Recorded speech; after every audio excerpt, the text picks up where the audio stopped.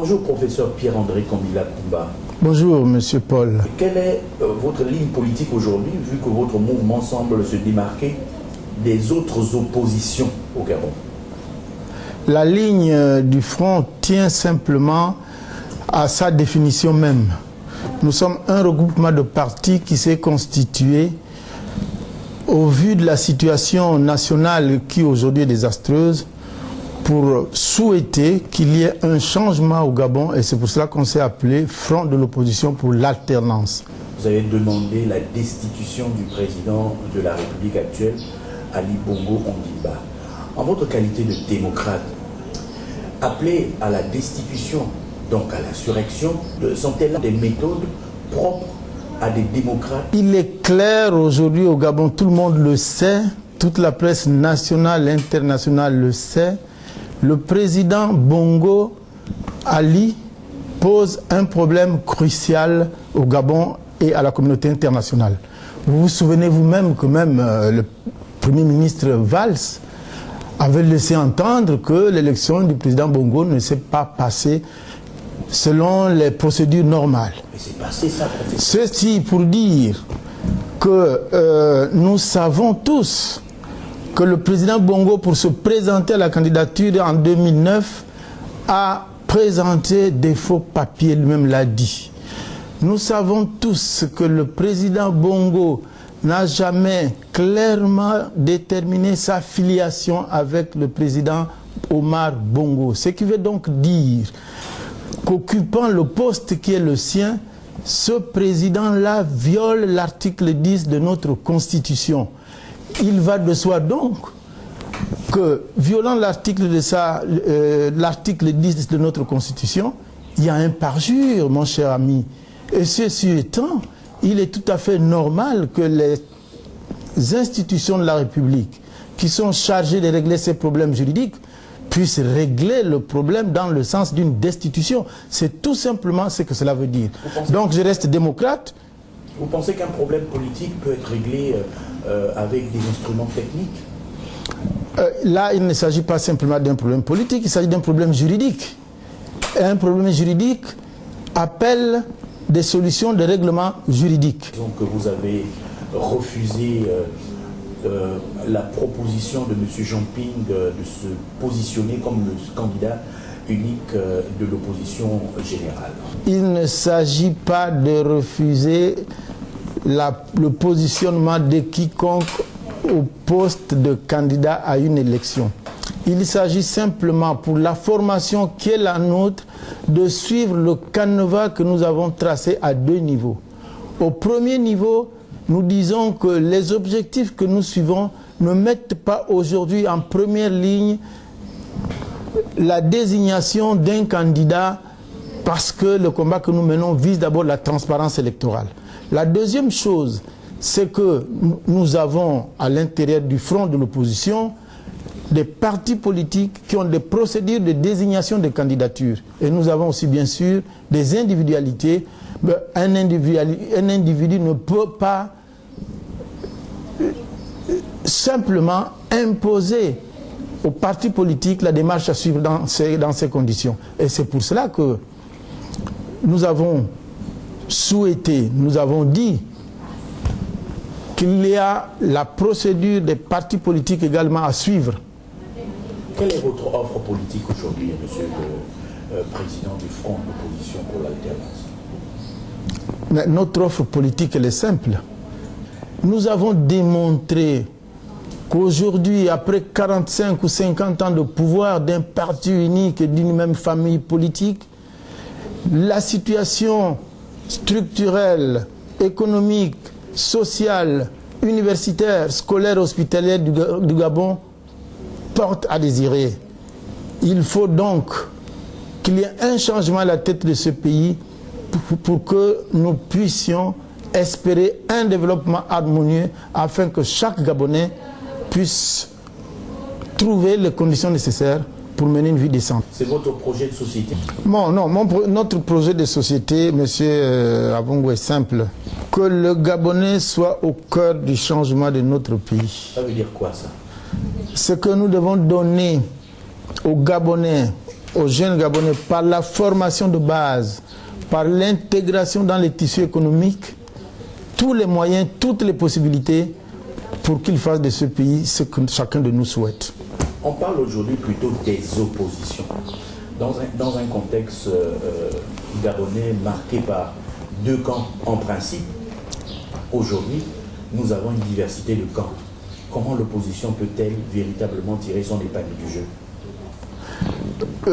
Là encore, nous pensons que le problème peut être simple. Vous avez M. Mipoto, patron de l'Union nationale, Monsieur le professeur Pierre-André Kambila, qui semble rassembler autour de lui les démocrates, j'insiste sur le mot, les démocrates qui veulent l'alternance absolument, mais sous un certain nombre de conditions, dont la transparence à l'occasion des consultations électorales. De l'autre, vous avez Jean Ping qui est déterminé à aller aux élections, transparence ou pas, et puis d'autres partis qualifiés de gazelles, toujours déterminés à avoir le pouvoir en place, s'en aller pour... Mais comment vous allez vous organiser? Mettons qu'Ali Bongo accepte de partir, vous vous organisez comment? Je crois que vous avez cité M. Miboto, M. Jean Ping. Si vous vous souvenez bien, ce sont ceux-là qui ont œuvré pour la mise en place du front que je préside actuellement. Donc, nous sommes partis sur la même base de l'alternance politique, le changement nécessaire. Et je suis persuadé que dans les jours, les semaines, les mois qui viennent, des efforts seront faits par chacun de ceux-là que vous avez cités, par chacun de nos regroupements, pour que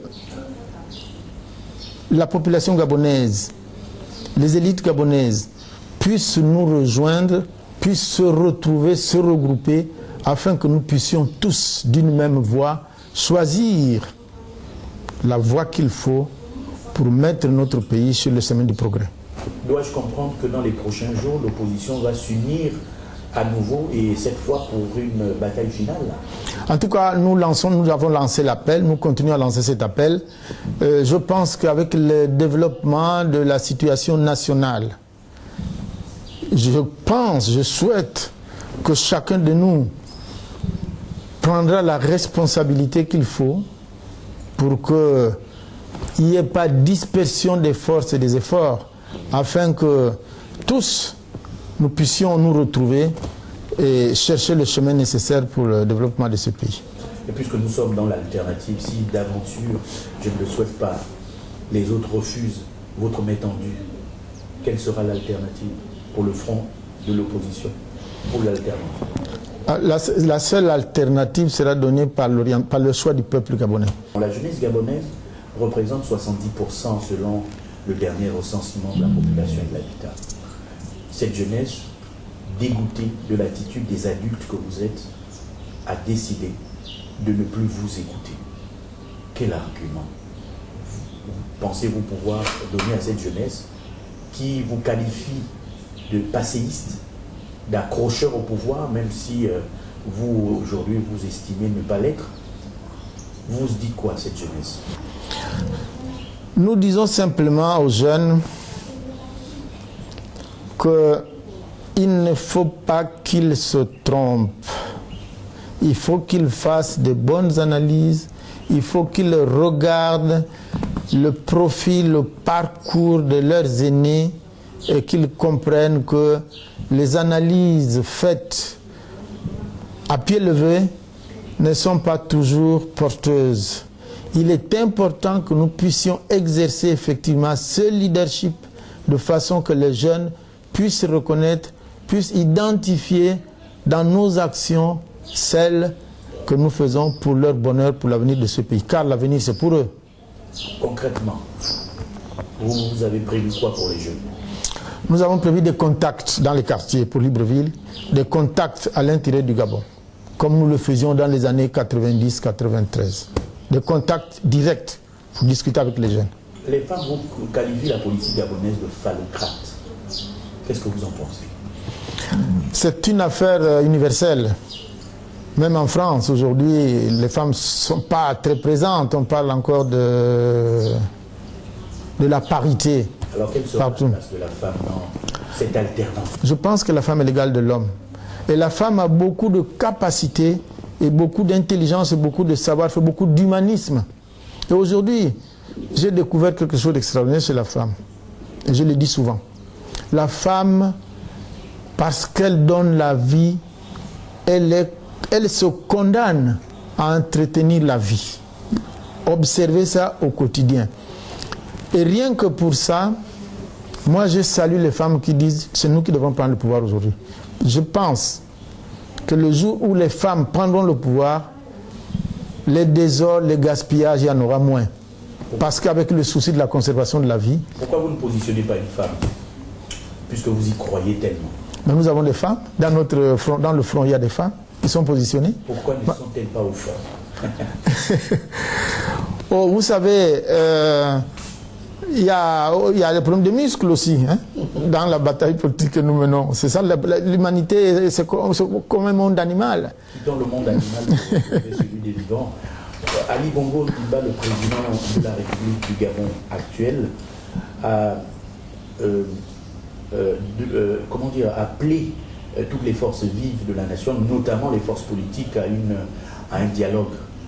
Ce fameux dialogue inclusif que vous avez appelé de tous vos voeux, il est prêt, mais il ne l'accepte que dans le cadre du Conseil national de la démocratie.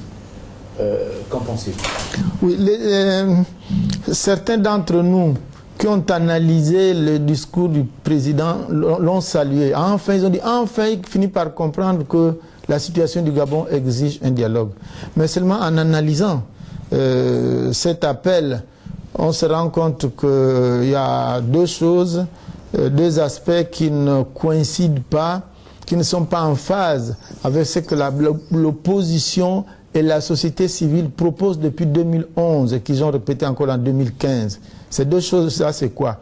C'est d'abord que le CND n'est pas l'organe indiqué pour tenir une telle rencontre. Pourtant, un tel forum. C'est l'émanation de toute la classe politique gabonaise à l'époque.